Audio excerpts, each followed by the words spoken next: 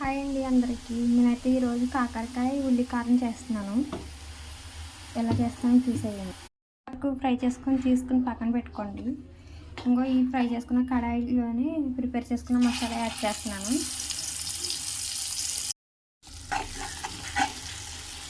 కలిపేసుకొని మొత్తం మిక్స్ అయ్యేంత వరకు. ఇది అసలు కాకరకాయ అసలు చేదు అనేది ఉండదండి. కాకరకాయ అంటారు కొంతమంది, చేదు అనేది తినడం మానేస్తారు కదా, అస్సలు చేదు ఉండదు, చాలా టేస్టీగా ఉంటుంది. ఒకవేళ ఇది ఫుల్ రెసిపీ కావాలంటే కామెంట్ చేయండి, తప్పకుండా షేర్ చేసుకుంటాను. నెక్స్ట్ ఇవి కూడా యాడ్ చేసేసుకుంటున్నాను. కాకరకాయ ముక్కలు అనేవి మొత్తం మిక్స్ అయ్యేంతలా కలిపేసుకోండి. ఇది ఆయిల్ తేలేంత వరకు ఫ్రై చేసుకుందాం.